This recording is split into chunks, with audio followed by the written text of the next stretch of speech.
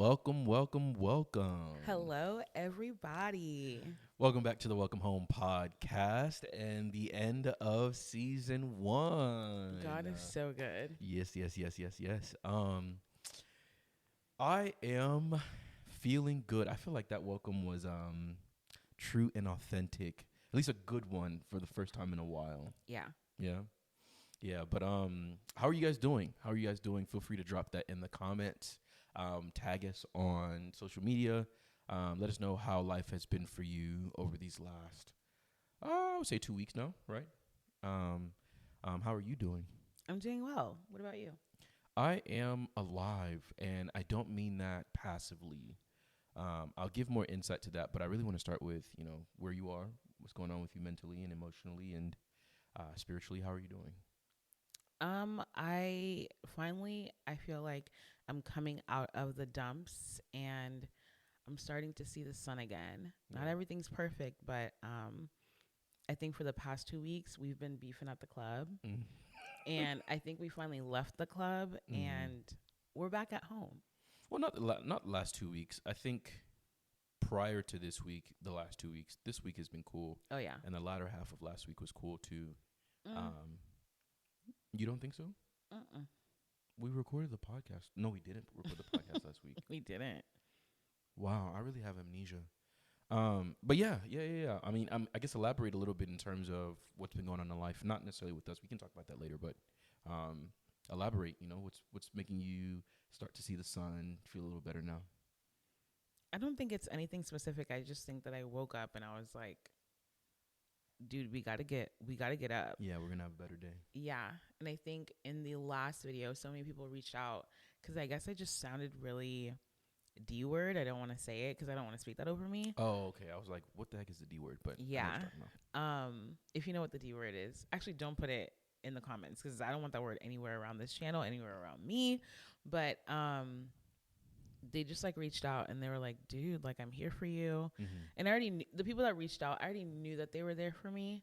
But also I feel like God also just used people to really speak life into me. Yeah. And so this week I just got up. Yeah. No. I completely identify with that. I think one thing that does help that we'll speak to eventually in this episode, but being at peace with you definitely makes life a lot easier. I'd rather have external issues and external problems than internal problems and external problems, Yeah. right?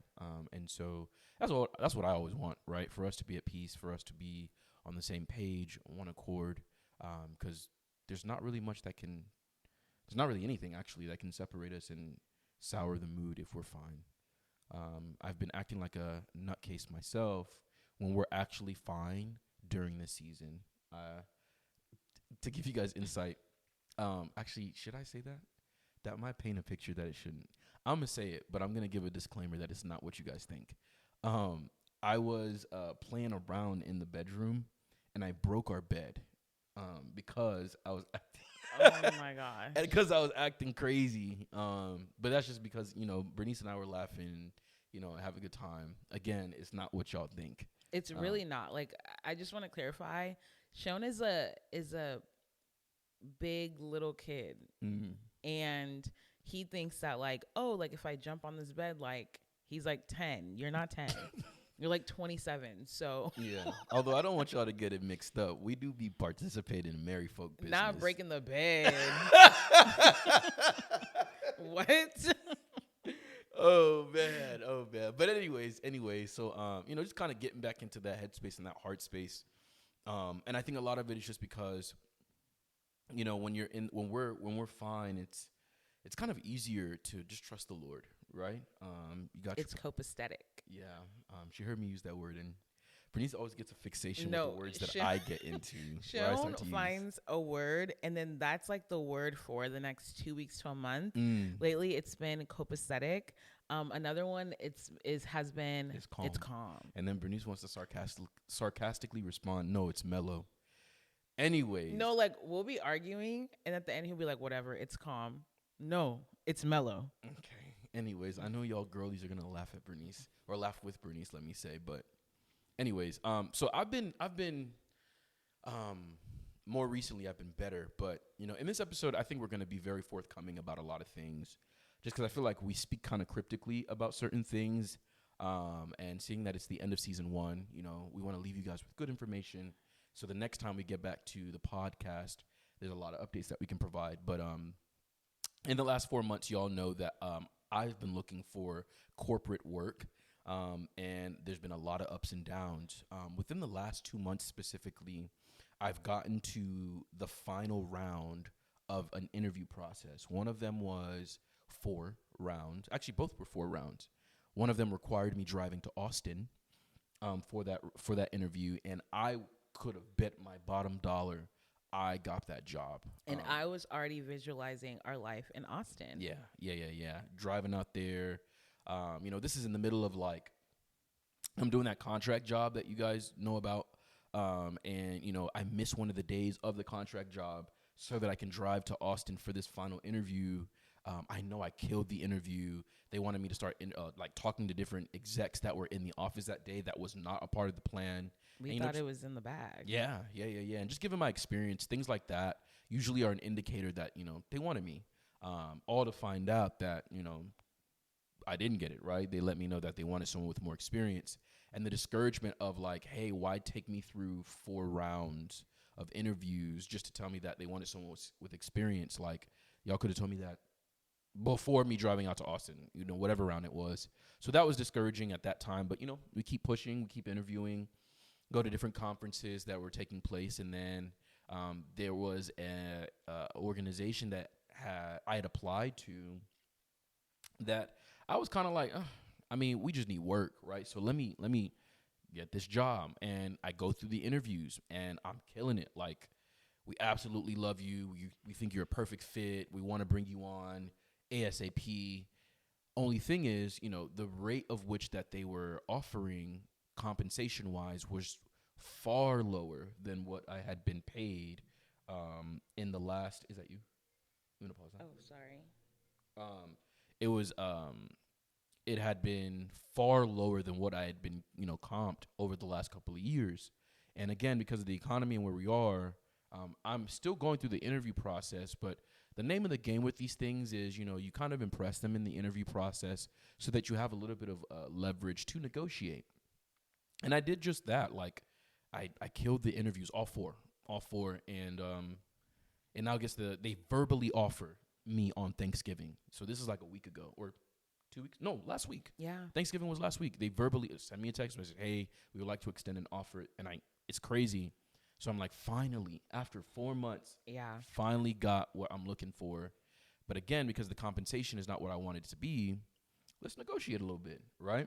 So I get in that bag and I'm thinking everything is cool. Telling some close friends around me, hey, I got an offer, to the glory of God. We're on our way. And I get a message yesterday letting me know that we've rescinded the offer due to your compensation requirements. We are not able to meet it. And the thing to me was, it was weird because it's negotiation, right? So even if you can't meet me where I'm at and what I want to be paid, give me something, you know, a little lower, right? And we can see if we can make that work.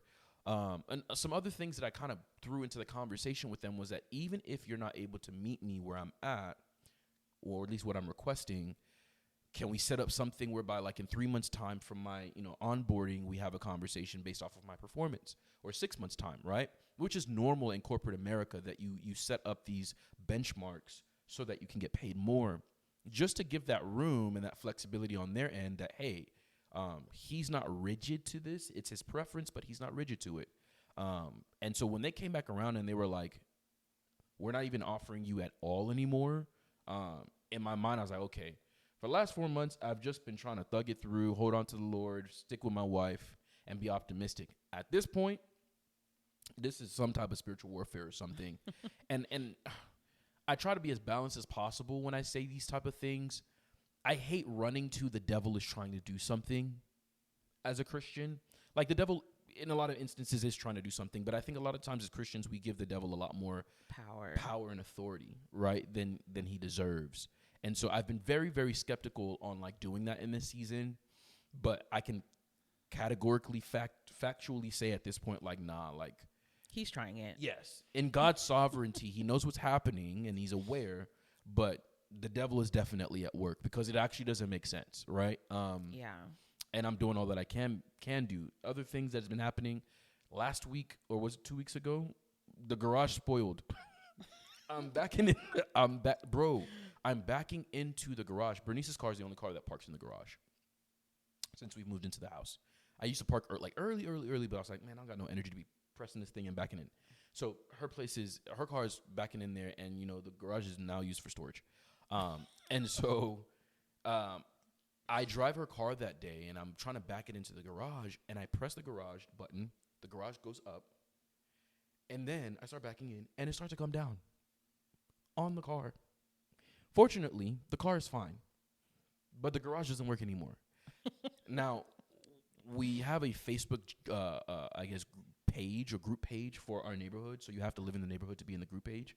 And so I put it in immediately, does anybody know anybody that can fix garages? And we have a guy in the neighborhood that fixes garages. And I just told my wife, like a couple of days before that, I said, we are in a place where we cannot afford for anything drastic to happen because we don't got no money. At the time I was using that type of vernacular, we don't got no money. And lo and behold, the garage spoils. So we now have to scavenge to figure out how we're going to fix this thing because the garage is not closing, and I can't leave the house. We can't go to sleep with our garage open. Yeah. Fortunately, the guy in the neighborhood he does this for a living, he comes in, he fixes it. At first, he thinks that he could fix it, and he'd just be able to do it for $100. He is able to eventually get it down, but he's like, yeah, this is not going up. So you're going to have to fix this, which is going to be a couple of grand. We don't have a couple $1,000s, unfortunately. But the garage is down. We only needed to pay $100. So that's happening amongst everything else that's been happening this year. That's been the last couple of weeks, last month. I use all of that to say God is kind. And I feel like I've been talking a lot, so I'll throw it your way before I share my thoughts on everything. I was literally thinking as you were talking, oh, you have a lot to get off your chest. Yeah. Does it feel good? I think, yeah. Let me just say it like that. Yeah. That's good. Mm-hmm. I want you to feel the freedom too. Mm-hmm. I wasn't going to interject. Okay. If we go 45 minutes and you were just doing a story time, I would be okay. Okay. No, last night I was very discouraged. We were going to Bible study for context here, but I was going to Bible study and I was very discouraged. I was very, quite frankly, angry and irritated because I was like, bro, I was thinking to myself, see, Sharon, you shouldn't even have negotiated. You should have just settled and just figured things out from there and things of that nature. And I was like, and then, talking to my wife about it. And eventually we get to Bible study, and I realized, I had a childlike faith that, I would just believe things would happen. And, of course, I would do what's necessary. But I would just believe things would happen, and they would happen. And the way that I've seen it happen over my life is I want something or I want to accomplish something or there's something I'm called to do, and I'm envisioning it all the time. And then, I start to figure out the steps that I need to take to bring it to life. And in this season, really this year has been a whole season, that has slowly diminished. And, one thing that we've learned in the faith is the devil is out to steal your faith.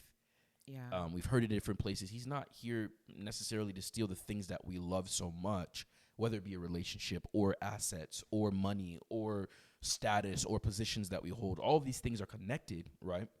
But what he's really messing with these things for are to steal your faith.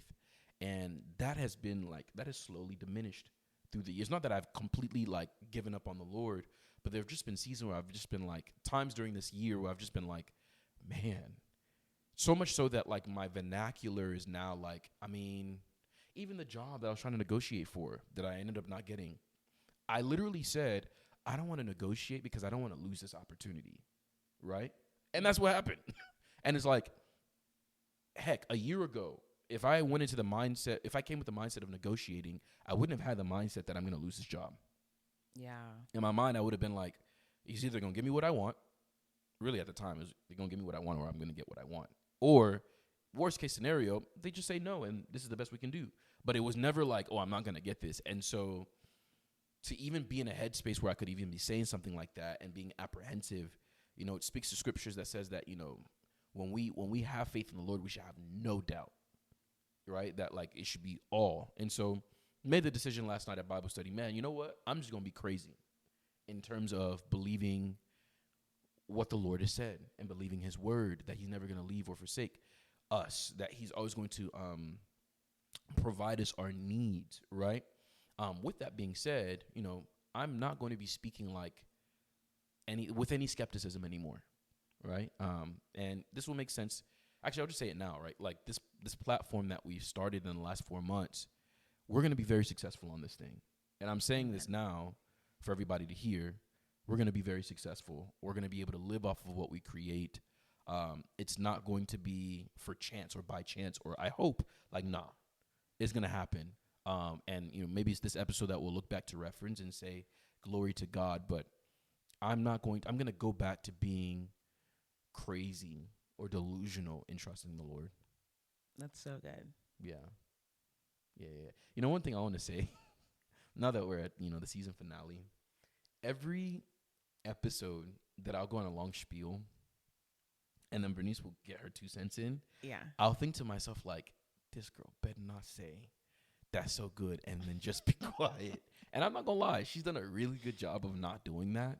But for the first time this whole season, she actually did it. And I was like, you've got to have more to say than that. Well, I wanted to interject, but I was like, no, like, this is his moment. Like, you want to finish what you have to say. Mm-hmm. So after you finish it, it's like you've already said the thing that I was going to say, so there's no point. Like, that's so good. Okay. I guess continuing with the updates, ironically, yesterday, before I got the text message that I no longer got the offer, couple of recruiters reached out to me. So I had gone to a conference 2 weeks ago, and I connected with a whole bunch of different You went to recruiters. Afrotech. Why do you keep saying a conference? Like, Because, is it church conference? Like, he went to Afrotech. Are you scared or something? I mean, these people don't know me like that, and they could pull up to the house and be like, yo, how you doing? And just... Anyways, yes, it was Afrotech, and I connected with the recruiter, and I had been texting this lady. She gave me her work number, so I had been texting her. Wait, I'm sorry. Is our address in your resume? No. Oh, okay. No. I had been texting this lady, and she gave me her work number to message her, right, directly. And she's like, yes, I think you'd be a great fit for a role that we have. So I messaged her, like, the day after I met her. I said, thank you so much for meeting you, formality stuff, right? Like, really enjoyed meeting you, looking forward to the opportunity or the role and learning more about it. No response. I realized, man, this lady hasn't responded to me. And I connected with her on LinkedIn. Let me message her again. So I messaged her like a week later, and maybe a week later. No response. So then I was like, well, that's another dead end, right? Because there are a lot of recruiters that came and, give me your resume. And you do your due diligence in reaching out to them, and they don't say nothing back to you. So I was like, that's another dead end. And she reached out to me yesterday. And I was like, what the heck, bro? Like, what is the timing of this? And then another recruiter in the morning for a whole nother company reached out to me on LinkedIn, and I just had a conversation with them today. God is honestly so kind, because I feel like he knows what his children's limits are. Mm-hmm. Like, it would be one thing if, okay, this is a second job where you've like hit the final interview. He's been given an offer. God also knows that offer is not going to fall through. He's like, let me just give him some hope. Mm-hmm. Throws 2 recruiters your way to just ask about a job. Like, they might not even pan through. Yeah. But in that moment, I felt like he knew he might go in a spiral. Let me give him this. Yeah. That's so kind. Yeah, he's definitely a God of the details. Yeah. And so, like, to that, I come into this podcast today just feeling optimistic for whatever reason. Really, I think it's the Holy Spirit. But I'm optimistic. I do believe that the next time we're sitting down to do this podcast for season 2, whenever that is, there'll be so much to update you guys on. I also want to use this opportunity to say to one viewer of this podcast, and this might be cheeky or corny to certain people, but I'm going to be shown. The devil is not going to win. I made a decision a long time ago when I was younger, in other circumstances, that no matter what happens in this life, I will always run back to the Lord. And it doesn't matter what's happened this year. You're not going to win. And so this is also for encouragement. One viewer. Yeah, the devil. Oh my gosh, shit. I thought you knew a witch and you didn't Oh want to no tell no me. no no no I said, no which one? No, like, tell me the name. no. Because Huh? I'm Don't sure view this. I'm sure the devil is tuned in. And you just gotta let him know. It's not gonna work. Um, yeah, it's not gonna work. And Period. we will be able to testify to the goodness of God. Um, I promise you guys, it couldn't happen in season 1 for proper reason. And the reason is because we are in the middle of the season. And there's certain things that we just can't disclose in the middle of the season. But there will come a time where all the details of this season and the difficulties of this season will make sense as to why 2024 was the toughest year, I would say, of our lives. Yep. And so, yeah, I've spoken for a long time now, but like I said, I want to give you guys, good update, good insight. Is it update or did you just want a venting session? Is it venting? Yes. Are you gonna, give me therapeutic feedback? No. So then I don't know if it's venting. No, this is venting. Like, venting is whenever you just go and go Keep going. and go. And Yeah. the other person doesn't say anything because it's a vent. Yeah, I don't know when season 2 is gonna start. So like I said, I can't withhold everything. Gotcha. You know. Okay, well, let's get to the actual meat of the podcast. Well, yeah, we're gonna get to that. But before we get to that, I wanted to also give an update to the Welcome Home podcast. We have another update. Yeah, you know about it. Anyways, so we asked y'all in the last episode what we want to do, what y'all think we should do. And I would say we got minimal feedback, honestly, but we appreciate the feedback nonetheless. We've decided that this channel is moving and grooving, and it'd be easy to kind of pause production and not put out any content. We are not going to put out any podcast content for the time being, but we do want to put out content. And so that will entail, diving into more deep conversations, right? But adding some activities alongside it, vlogging our lives. Our lives, I personally think, are boring. Other people would disagree. So we're going to definitely bring you guys along. We look to grow the platform and grow the channel. And so you guys can expect more content from this channel in the near future. And we hope that you guys are blessed by it. The goal is still the same, to communicate, what a true, authentic Christian life as a young married couple looks like. And we hope that you guys enjoy the journey and all the growth and changes that will come along. But this is not going to be the last time you hear from us for a long period of time. So, yeah, I don't know if you have anything to add to that. I'm excited to create new content with you. Yeah. I think that this like season break will probably be a month. You think so? Yeah. I don't know. You think it's gonna be longer? I have no problem starting this season 2 in March. I won't lie. Now, knowing myself, I don't think that's realistic. But right now, I don't have a problem with doing that. Oh no, I don't want to go that far. I don't know how long seasons are, movie wise or TV show wise, but I think we should probably be back end of January, maybe early February. But touching March, whoa. Yeah, I don't know. We'll see.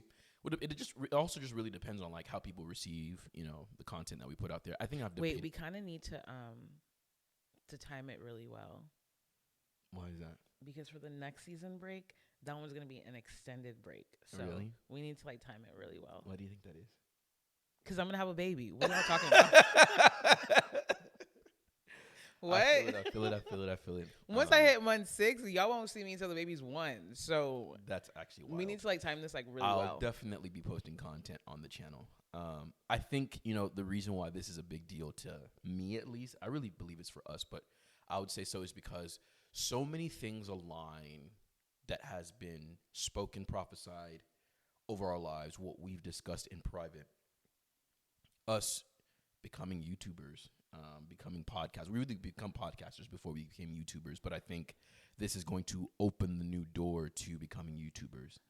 I think we've had long conversations for years about not wanting to conform to the status quo as it relates to being YouTubers, and I think the Lord is going to give us creative ways to break into this space as a young Christian couple and what life looks like. And we're just praying that you guys are blessed by it, enjoy it, we grow, and yeah. But in the case that all that I've said so far has been super boring, or you sped through, this is the time. Don't speed anymore. Yes, we're right here. Yes, we're here. Continuing the story time for when I got romantically interested in Bernice. I actually don't even think I know when. So this is about to be really good. Oh, yeah? Okay. So we left off at, we had an encounter with each other where we worshiped with each other. I realized that, like, I now know that worship is really an intimate thing. Like, especially, like, really doing anything for the Lord with, like, one other person is really intimate. Mm-hmm. Guy, like, same sex or not, right? And not intimate in, like, a weird way, but just, like, there's a proximity that you have to God and therefore whoever you're with in that place that is, I believe, intentional, that the Lord desires, and looking in hindsight, like, it's not far-fetched for you to catch feelings in that space with me. But for me, I didn't have any romantic emotions for her at that point. Like, I think, kind of given my perspective of that night, before I continue, I was going through things emotionally at that time. And I was being a good child of God by wanting to go to the Lord with my emotions. And I felt safe with who was then my friend. Oh, so whenever I said that the air was thick and and the lights were dim. Mm-hmm. So I literally knew what you were talking about. Yeah, but that sounds like I came in with some type, like the energy was like. But that environment for like two single people is intimate to where anything could pop off, was what I was trying to say. I don't disagree. I guess I was just talking the way that I was because that was on my mind, right? In hindsight, like, it could look like that. It does look like that, but it was on my mind truly, right? And it panned out that night. Like, I was like, man, let's worship, bro. Like, actual definition of bro. Like, let's worship, and we did that, and we prayed, and yeah, that was the night. So one thing that I did not add, or one thing that I guess she did not add, is that, through this year of like we did say this, that I was romantically interested in somebody else. That was on and off that year, right? So throughout the year of Bernice and I being friends, I was on and off with this person, not because of anything negative, right? It was literally me, right? Like, my whole thing, I had just got out of a relationship my freshman year, as I mentioned.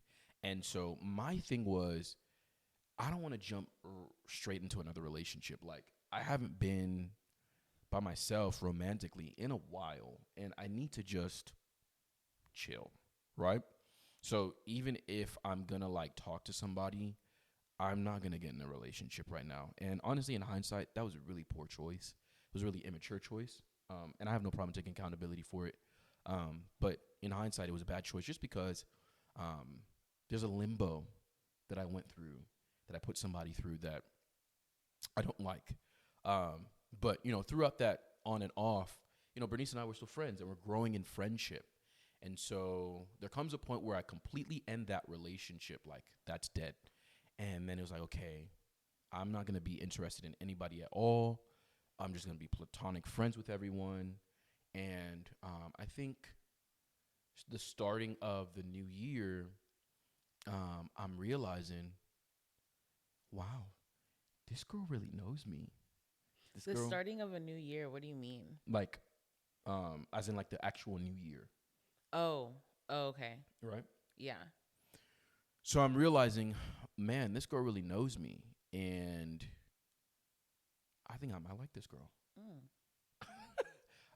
Which to me was like, oh, frick. Like, this is not, like, optically, that looks terrible. Because the girl that I was, like, on and off with in terms of, like, talking to, people within our vicinity and our community kind of knew. And, when I bring that to an end, again, my whole thing is like, this is done, right? Like, I'm going to be, it's not that I can't like anybody, but I'm not going to be tied to someone for a little bit. Can we pause for a second? Yeah. I feel like I talk to so many of, like, our younger friends. Mm-hmm. By younger, I mean, like, maybe like 3-4 years younger than me.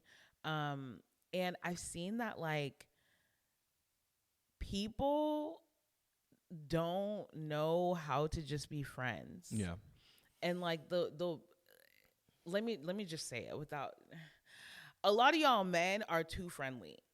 Y'all are way too friendly with my sisters. Okay? And I don't like that. Mm-hmm. I think it's too friendly when like if you like a girl, honestly, either make the decision of like I'm gonna be single and pull back from that friendship, Mm. or just go ahead and pursue. But this whole like limbo of like we're friends, no label, we be kissing, it's too much. Yeah. Like I don't think that we girls included in this one, I don't think that we like see, care, anticipate the damage that could come from either just not choosing to like be with someone and like be with them, or just to like not do this like overly friendly friendship stage. I Yeah. think it does so much damage, because then you have people, I'm not even going to say girls or men, then you have people that feel like, oh my gosh, am I not worthy to be with this person? Mm. Then you have people that, start to second guess like who they are. And it just sucks. Like it just beats someone's self-esteem down whenever there's feelings attached and it's not being acknowledged in a way that it should be. There aren't any boundaries and there's no commitment. You're just kind of floating. Yeah, and I guess I'll just use this opportunity to speak to my bros, especially. It's going to be a niche group of guys, but it's also going to be applicable to most guys as well. If you are a guy and you're a young minister, you need to live in a state of accountability and consecration. And I mean real accountability. I don't mean other male ministers that Or around your age. kind of doing the same thing. You need somebody that's older than you, been around the game being life and also ministry, to like reprimand you and is nose deep in your business. And then more generally, guys, like, because the word does say that he who finds a wife finds a good thing and obtains favor from the Lord. There is an intentionality that we should have, and that is in all stages, whether we are intentionally pursuing a woman or not. I have made that mistake one too many times. And some relationships from those mistakes have been salvaged to a degree by the grace of God, and then others have not. And I take full accountability for the parts that I play in that. This is me being honest and vulnerable with you guys. I have been, these are the areas where I felt like I've been inauthentic or been fake, right? I'm ministering in these different spaces, but I can't make a definite decision with a particular person, right? Or I'm being sexually immoral, right? I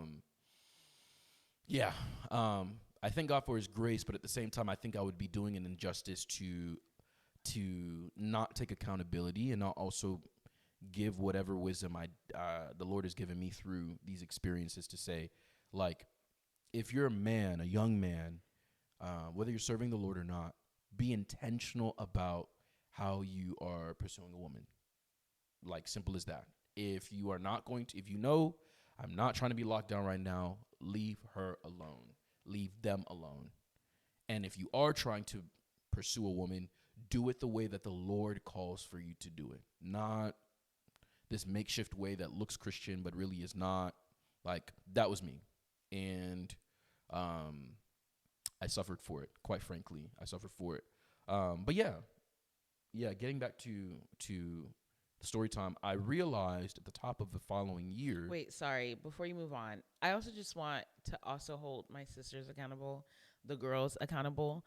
I think it's one thing if maybe you're not like seasoned in your faith and you're dealing with a guy and your worth is still stuck on like worldly values, that you don't know your worth in Christ. And so you fall into a pit. But there comes a certain time where like we also have to take accountability if we see that this man isn't choosing us in the ways that he should be choosing us. There should be an alarm going off, like, this is not the man that God has for you right now in this season.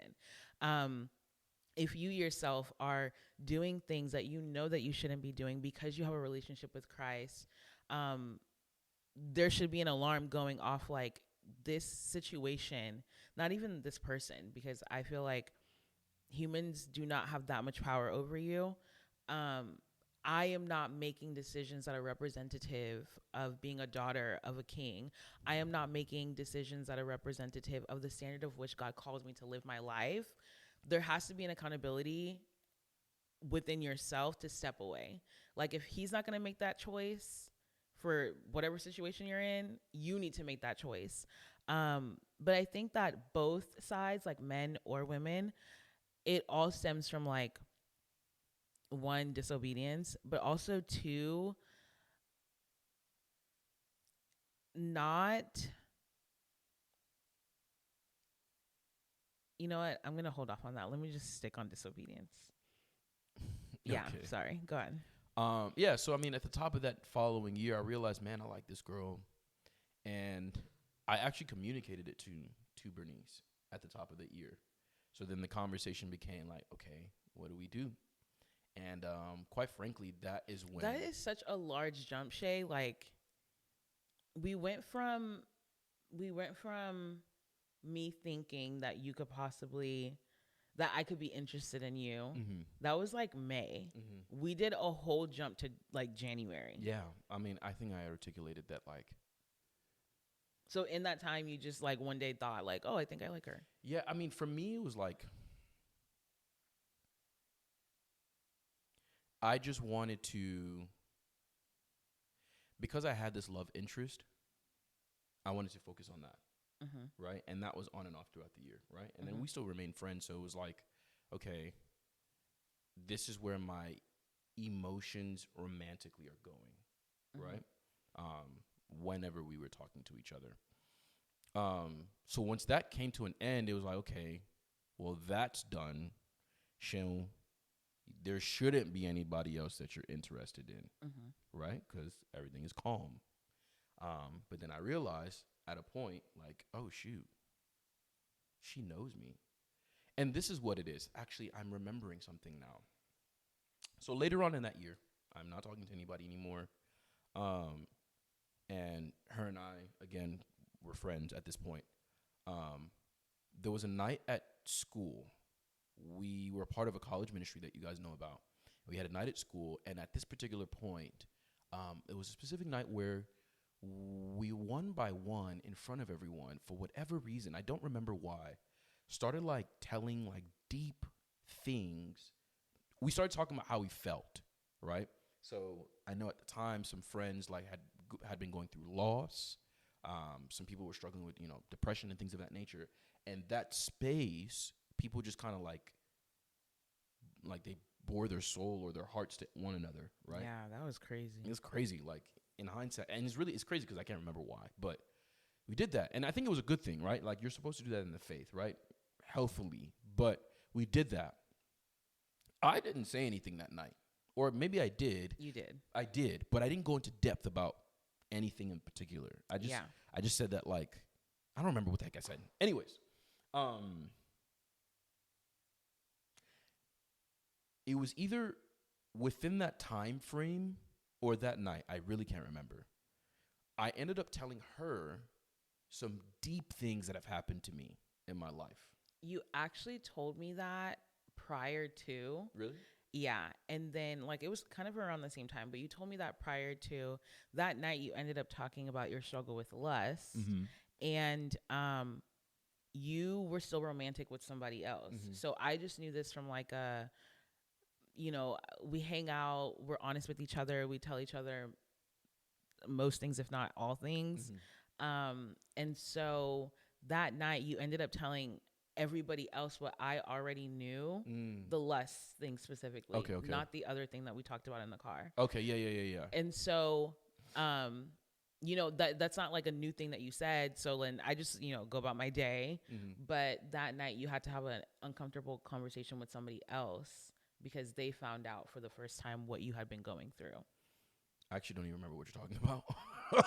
But assuming that that's like Bible, I just remember one of the things that I took away from that evening was, you know, you need to like, I guess, confess your sins. It wasn't sin that I was confessing at that particular point. Like, I had already talked about the lust aspect of things. The thing that I wanted to talk to her about, it wasn't sin. I didn't do anything wrong. But it was something that I decided I'm going to go to the grave with this. I'm not telling anybody. And so that night I was like, man, I got to tell somebody. And I ended up telling Bernice. And again, my heart is like, I'm used to talking to this person and not feeling judged and not feeling, the fear of being rejected. And so I told her, right? And even in that moment, it didn't dawn on me like, oh my gosh, I like this chick. It was just like, man, for the first time in my entire life, I'm able to convey how I feel and what happened to her, right? And, so that was a part of the things that in hindsight, when we're going into the beginning of the year, I'm like, oh, shoot. Like, I'm actually safe to tell my wife or my friend at the time this thing. And she hasn't treated me differently. She hasn't rejected me. She hasn't thrown me to the side like I've been apprehensive of people doing. I was like, man, I may like this girl, right? And then we started to grow from there. Quite frankly, relationships started from there. But even that was like, again, because she was being a bonehead. He doesn't want the labels. He doesn't want the titles. Wait, before we get there, I just want to say that, like, I truly and honestly, like, I don't want anyone to use our story as a marker. There are really some people that, like, God will put in your life for them to confide in you about something, right? That then causes them to have freedom. And there are some people in your life that God will put for you to confide in them, and it does not have to be romantic. Yeah. Do not take this as like skeleton. Yeah. To build a relationship off No. of. No. Should you feel safe with the person that you're gonna marry? Absolutely. 1,000%. Should you be able to talk to them about everything? 1,000%. But at the same time, like, the way that it happened between her and I doesn't necessarily have to happen that way. Yeah. There has been discourse online that's like, oh, sometimes God just wants you to pray for that person. God reveals certain things about that person for you to pray for them, not for you to be in a full-fledged relationship with them. Yeah. And so I just wanted to say that because I know that there are probably so many people out there who, like, have opposite sex best friends or close friends, and then they'll have been in so many of these intimate moments, and then you start to think like, oh my gosh, maybe that's my husband. And like, maybe it is, or maybe it's just really not. And you're in the situation to be able to pray for that person, uplift that person, encourage that person, and it does not have to be romantic. Yeah. And I think that's a good point to make because, again, to the point that I was making earlier as far as, like, my guys, or really anybody now, like, it's not only guys, but women as well. Like, you, especially if you're doing the Lord's work, but again, more generally, you need a mentor. You need somebody older that is in your business to a degree and can keep you accountable. Now, at the end of the day, no one can control what you do. You're going to do whatever you want. But if, again, now this is me talking to the Christian, if you want to serve the Lord, if you want to live for Christ, and you're navigating these real aspects of life, you need someone there that's going to be like, I understand this is how you feel, but this is not what you need to do. Now, the reason I say that is because, again, at this particular point in relationship with Bernice, or friendship, relationship, whatever you want to call it, I am approaching things immaturely. Like, I had a mature perspective, right?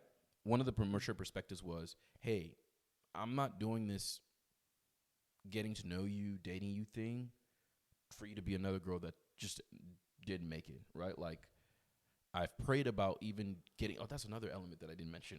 I prayed seriously about her, and specifically about, if this is the woman that you have for me, God, make it abundantly clear. And there's some things that I heard from the Lord that confirmed for me that's like, okay, I can pursue her in this way. But I didn't have the accountability that I needed. And so there were a lot of mistakes that I made in my pursuit of her, right? Of which we're not going to get into detail today. But I give that nugget to now kind of segue into the other half of what we're going to talk about today, and that is being married young. We've been very reluctant. I'm so confused. We just went from I like her. Mm-hmm. You didn't even specify when we were dating. Mm-hmm. Yeah, but I literally said that I'm not going to talk about our dating relationship today. Oh. But I'm going to use the point of not having the appropriate accountability and doing things immaturely, skip over dating, because that's not a conversation for today, to talk about young marriage, because that's what we agree we're going to talk about. Gotcha. Does that make sense? So we've been reluctant about talking about being married young because we feel like in a lot of ways we've made mistakes. We are by far no, and the reason we go to the conclusion of not being an example is because anytime you sit down in front of a camera and you put a microphone to someone, you can immediately, like the brain immediately tells yourself, these are people you can listen to, especially if you like can relate with them, you like their content, whatever it may be. You start to put them in a position of like pedestalizing them, and we try to run from a pedestal as much as possible. But I believe with where we are today, we believe it's appropriate to talk about, what it's like being married young and Christian, to, I guess, help others, right? Our story isn't all sunshine and rainbows, right? Like, It's not. And the reality of things is that you'll get onto YouTube or social media and people have amazing, beautiful stories. And I'm not saying that their stories are inauthentic or there has to be some bad part to it, but you don't get the sense of like reality with a lot of people on the internet and their relationship, especially in the Christian space. And so, speaking to early marriage and being married young, I put quotes around that. What would you say, being married young as a child of God has been like for you? Extremely sacrificial. And I'll even take your favorite word, suffering. I have suffered in this marriage. What about you? Let's decorate that a little bit. Oh no, you didn't decorate. Because you asked me not. You said just give one I word. ain't gonna decorate nothing. No, that's what I'm sticking to. I will speak to the suffering that I've been talking about, or at least I talked about earlier in the season. Suffering in the sense of like dying to myself, and I've already spoken on this, right? But like suffering in the aspect of like you realize you're not as patient or kind or gentle as you think you are when you get into the confines of marriage. Like, for anybody listening, guy or girl, you think because you're able to interact with people outside your house and you guys can laugh and kiki and have a good time and serve the Lord and everybody's having an awesome time, that you're fantastic at it. And I'm here to tell you there's a very good chance that you are not. And the instrument, the tool of marriage is literally one of the number one ways God will use to show you you are not that great. And I learned firsthand within marriage, within the first year of marriage, really all of our marriage so far, like, Sean, no, you are not that great of an orator. You are not that great of a communicator. Your way doesn't always make sense. You are very emotional. You are not as logical as you think you are. You are not as sacrificial or patient or gentle as you think you are.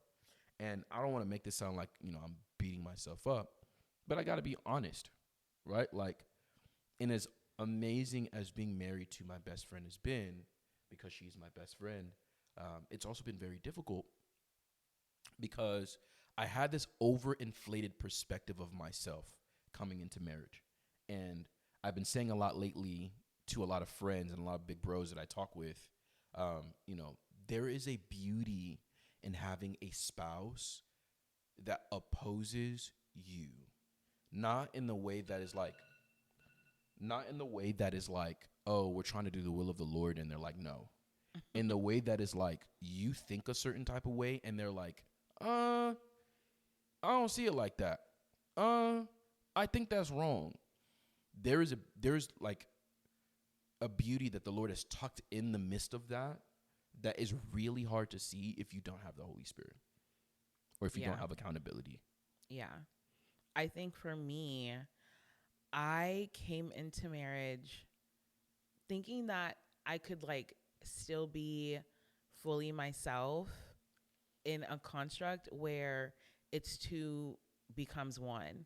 And oh my gosh, so many people have so many different things to say about what I just said, meaning like there are people who are like, no, like don't lose yourself. Like marriage isn't, the end all be all. You still have to be authentic to yourself. And then there's people on the other side that are like, no, like we're really one. Everything is one. There is no self. And that dance was just like so hard because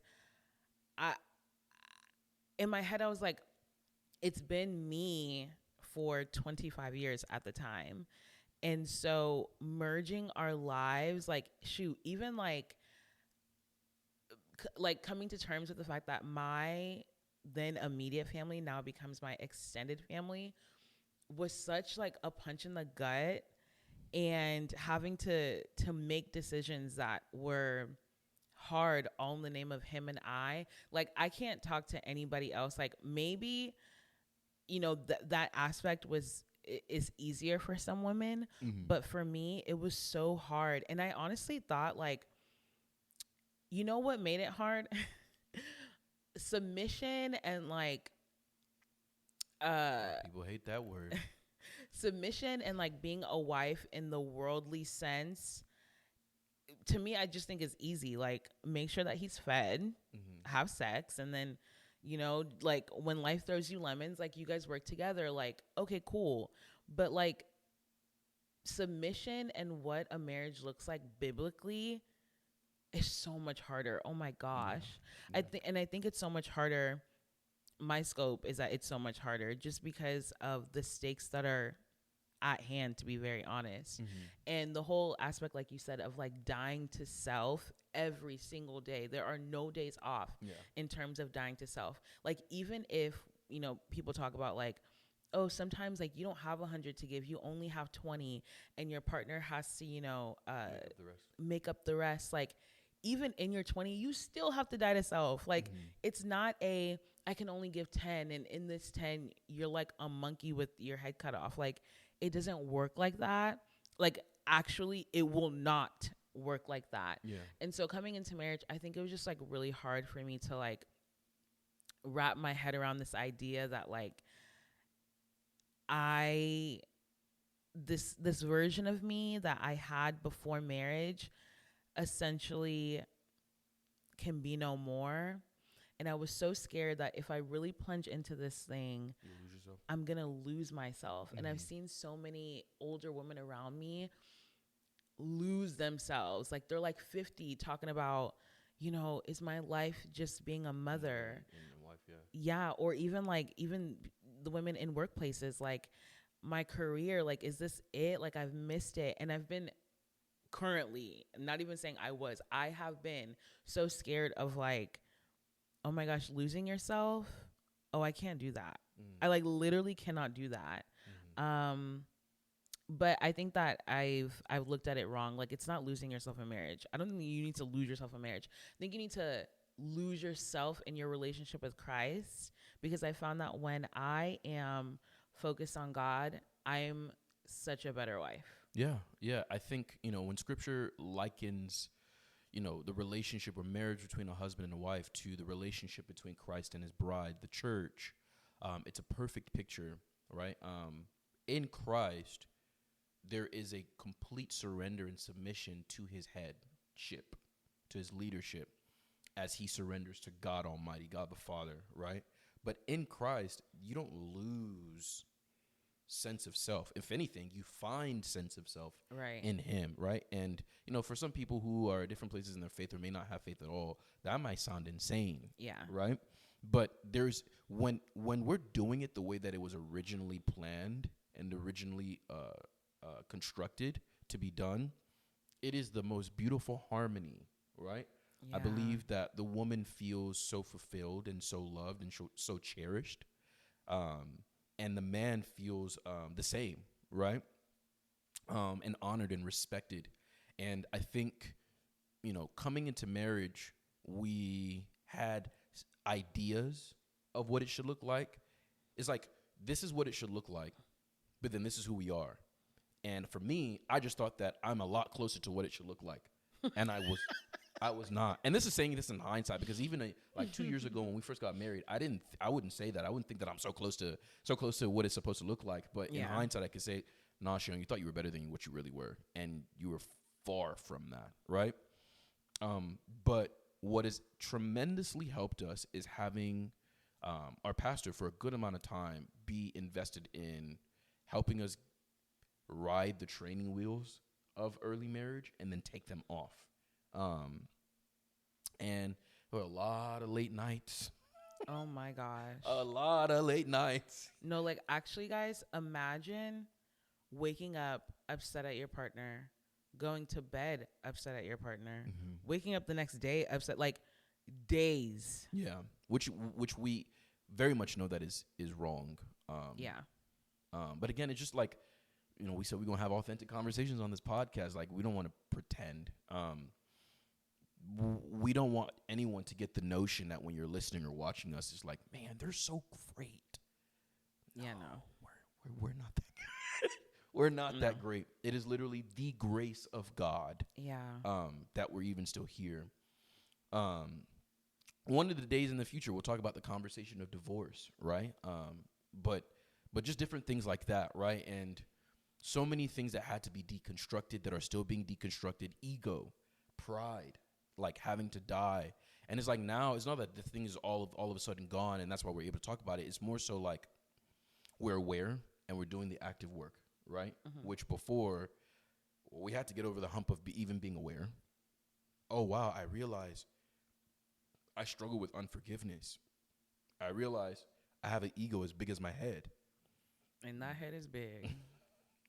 And then after getting over that mountain, then it now becomes the mountain of like, okay, what do I need to actively start doing to deal with this? And so for everybody that will listen to this, that will watch this, that is either in a courting relationship, dating relationship, I really don't care what it is as long as you honor the Lord, or maybe engaged or maybe early marriage, like, don't feel insane that everything is in peaches and cream. Don't feel odd. Now, if there are certain things that are happening that shouldn't be, like, that are outside of the will of the Lord, then there needs to be a pause and like evaluate what the heck are we doing, right? But outside of that, like, people don't like to hear this, but there is turmoil that I personally believe the Lord almost intends to happen, not because he wants y'all to suffer or anything like that, but because there's this analogy that my pastor likes to say all the time, that iron sharpens iron. And if you know, when iron meets iron, what happens? Sparks fly, right? So it's like there's going to be that friction of two people becoming one. And now this is specifically for marriage. Two people becoming one, where like certain ideology, certain belief systems, certain ways of life, cultural things, we're also bringing that into account. We may be African, but she's from a whole other country in Africa, right? I'm from Nigeria. She's from Angola. There are things culturally that are different. Outside of the cultural nuances, the way that our parents decided to raise us and how that played a role in who we are as people, that also is a thing that has to like find a way to fit in the whole organism that is Shanice, right? But if you're surrendered to the Lord and committed to the Lord refining you, it is a beautiful thing. And I'll say, like, as I've been speaking for a long time now, like, if my life is at peace, it's because I'm at peace with God and I'm at peace with my wife. That's me. And the world can be crashing down, but as long as those two things are cool for right now, this is not taking into account children and other things, I'm fine. And I think that's how the Lord intends it to be. No, honestly, that's so good. I was going to say something, but I want to stick on what you just said right now. If I'm at peace with God, then everything else is at peace. I've actually realized that when I'm not at peace with God, when I'm not talking to God, when I'm not being intentional with Him, that bleeds into every other thing that I do. Mm-hmm. I don't create content as much. I'm not really messing with you as much. And I start to freak out. And I'm just going to be very honest when I say this. The most frustrating thing is knowing like I need to get back to my relationship with God and be intentional about it.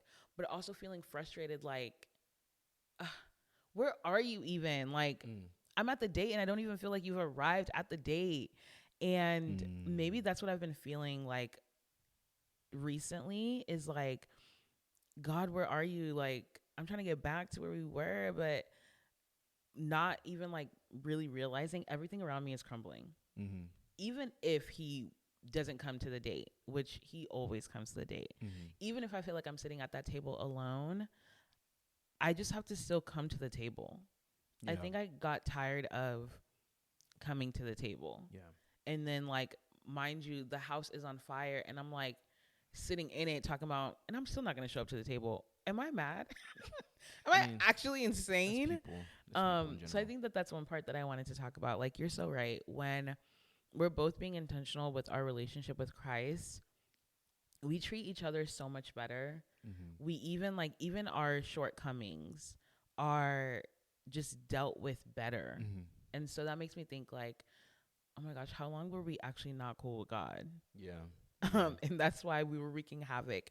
That's one. But then number two, I used to feel ashamed and embarrassed when I would see other couples and they just seem like they just got along really well. Mm-hmm. They just seem like y'all don't be fighting at the house. Like, I know y'all don't. And they just seem so like put together really well. And maybe people thought that about us, which I don't really know how, because back in the day on TikTok, I used to talk about early marriage just sucking. Like, y'all, this sucks, bro. And for anybody out there listening, like, nobody's marriage is perfect. Yeah. Nobody's marriage is perfect. Like, everybody new into this thing, like specifically talking about like newlyweds or like younger couples in marriage, like everyone's just trying to figure it out. Yeah. Nobody knows the answers. And yeah, like, don't get discouraged. Like, we're all going through. Now, again, this is not us creating excuses for like certain things happening, right? No. Like, we're not condoning abuse. Absolutely not. We're not condoning of any kind. We're not condoning infidelity. We're not condoning any of those things. But what we are saying is like the deep issues that come from just disagreeing or not seeing each other's perspective or understanding where each other's coming from, that can become explosive. I would even go as far to say, that's not. There's this adage in Africans say, this proverb that African says that there's nothing. I don't know if the Africans say actually, but anyways, the nomenclature is there's nothing new under the sun. It's actually Bible. Oh really? Mm-hmm. Oh, crazy. And I believe it's in Ecclesiastes actually. Yeah. So it's like we were finding out like throughout these last 2 years, some people that they're the most mellow, the most calm people, talking about some. Yeah, we've had nights where we didn't even sleep in the same. Like, whoa, like I mean, this is not to toot our own horn, but in as crazy as our early marriage has been in terms of like us disagreeing, we've always made an effort to sleep in the same bed. But here's the thing about even that, like, you like to pat yourself on the back because of that. But if I'm sleeping in the same bed with you, but your heart is not with me. What? I get it. If I'm sleeping in the same bed with you and I'm purposely on that edge of the bed, putting a pillow between us, does it really matter? Mm-hmm. At that point, go and sleep in the guest room. Yeah, yeah. But yeah, that's to ultimately say that, like, to her point, like, people be going through it, and it's not unique to us. Go ahead.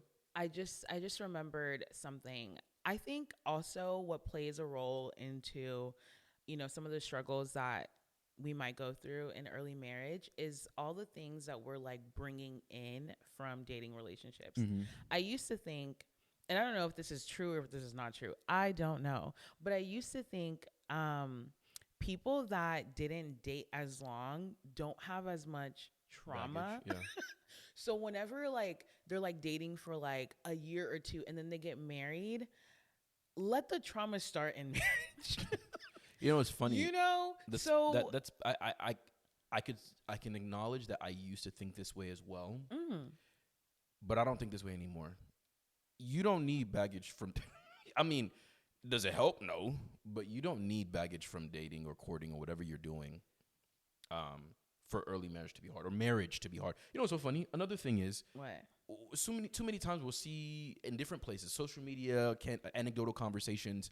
You know, when does it get easy or when is it hard? Some people will say early marriage, like a resounding amount of people will say early marriage. Other people will say that when that 7 year hits, it gets real. Dude, Michelle Obama said that she had a horrible first 10 years before she saw the light at the end of the tunnel and like things got better. Well, number one, she's not a Christian, so like that's not really like a good. I don't know if she is. Mm-hmm. I don't think she is. Mm-hmm. That's not a good like, you know, marker or whatever.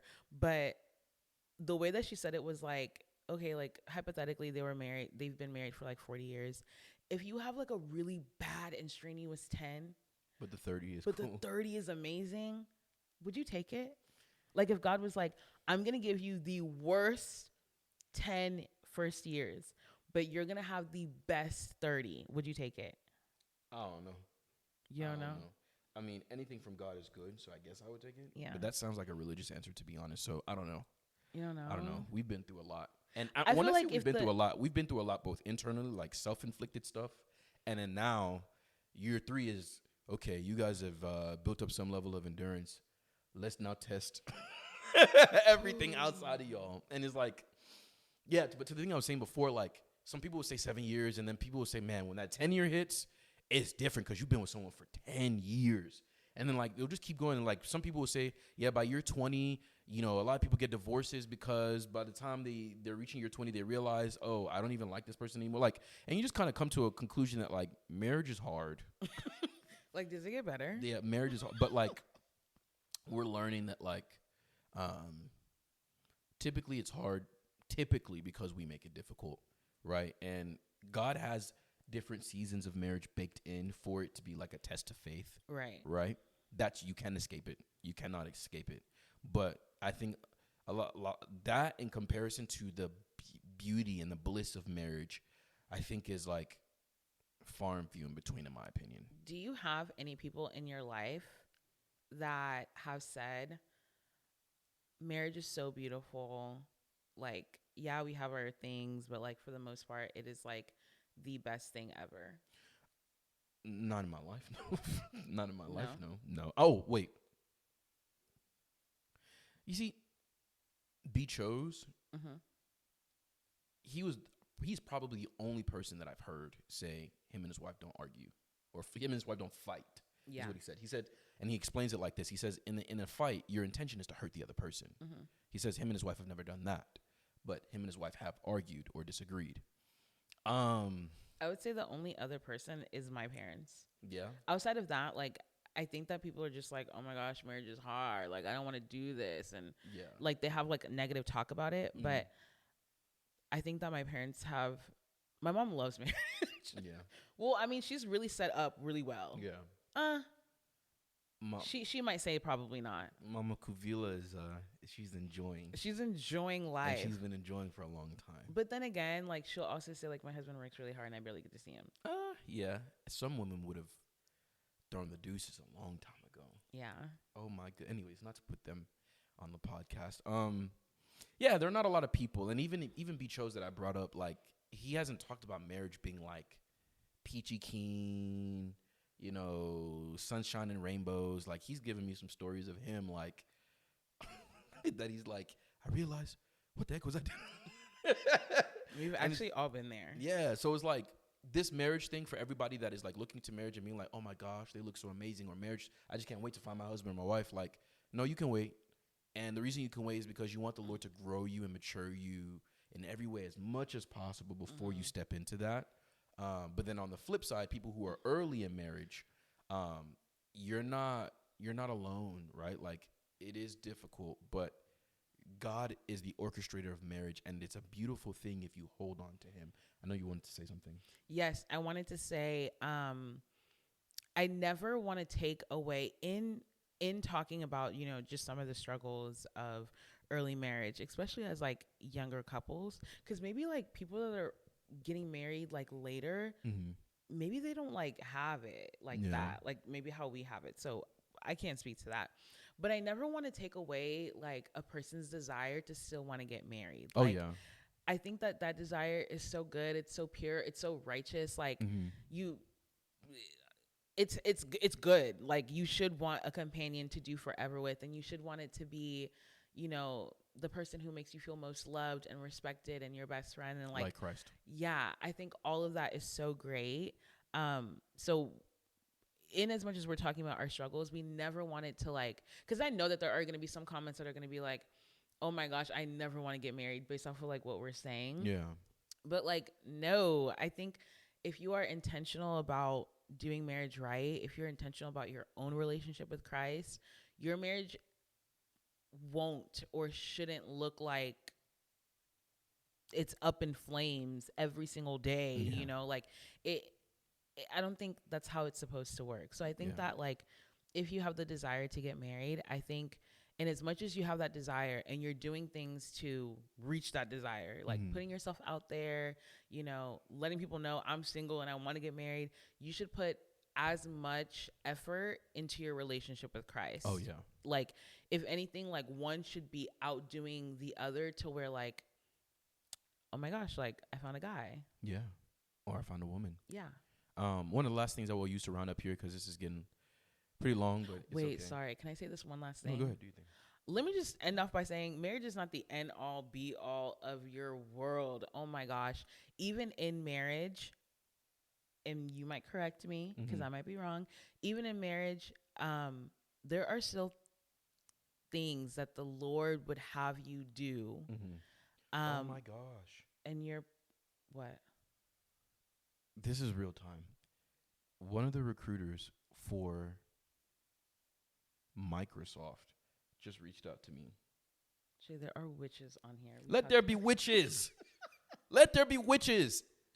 You think after all that's happened this year, I'm going to be discouraged? Oh, yeah, try. I'll still be standing. Amen. No, but that's awesome. This is amazing. So while I was talking, you were You want to know scrolling. why? Because everybody that's in tech will know how I feel.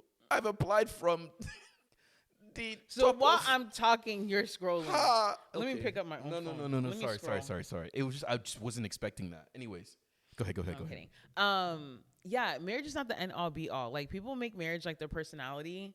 I will actually never be that girl that makes it my personality, because marriage can also be an idol. Like while you're in it or even before it. Mm-hmm. And what does God do with idols? He breaks them. He brings them. Mhm. So if your marriage is not pointing to Christ, be careful. Yeah. Be careful. Yeah. So yeah, I just wanted to say that because like if you're not married and you're like in your 30s, 50s, 28 even, 25 even, and you're like, oh my gosh, like why am I not married and I want to be married? Like there are other things that the Lord will place in your hands for you to take care of and steward, because this life is more than just marriage. Yeah.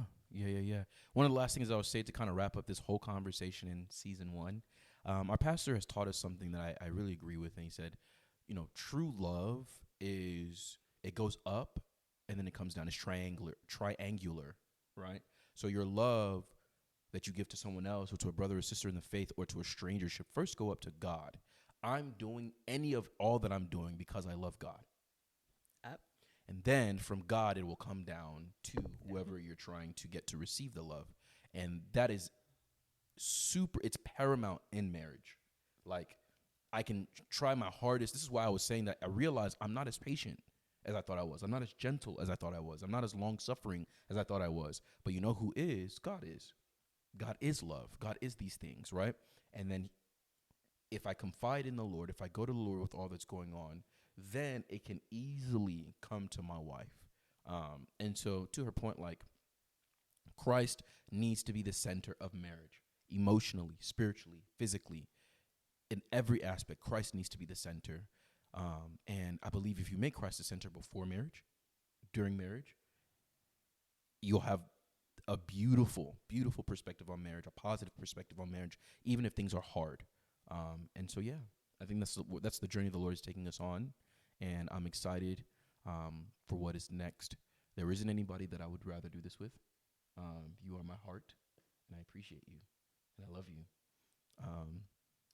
For the guys who want classes on how to, slide into the ladies, let me not messing around. I'm messing around, but we really appreciate you guys tuning in for season 1. It's been a crazy season filled with so many ups and downs. We're grateful to God for what He has birthed in and through us. Thank you, Jesus. We thank you guys for riding along all on the ride. All 1,200 of you guys that have subscribed to the YouTube channel, or the people who have been listening on Apple and Spotify podcast. This is not the end of the Welcome Home podcast. This is we'll see you later. But in the interim, be sure to catch us on YouTube and kind of get a peek into our lives as young ministers, people who are trying to navigate life. Who's a minister? You're a minister of the gospel on the platform of TikTok. Okay, I'll take it. And YouTube, and hopefully Instagram soon. Never. We're super excited for what the Lord has next. 2024 has been the toughest year of our entire lives. Yeah. But we're still alive and we're well, and God is kind. I don't know if you have any closing remarks, and you need to give us some good closing remarks because they're not going to hear podcast Bernice for a little bit. I think you said everything. I'm thankful for this project that God placed in your heart. Mm-hmm. I wanted you to do content so much, but I could have never dreamed that it would have been you and I doing this together. Mm-hmm. So I'm thankful for your obedience. Mm-hmm. And you want me to hold your hand though? And I love you too, baby. Okay. We really, really sincerely appreciate you guys. We love you guys. We thank God. And y'all can catch us very soon on the Welcome Home podcast. The hope is that this time next year, the channel would have grown exponentially, and we'll be able to live off of what we create. Amen. But without further ado, for the last time for season 1, bye. welcome home.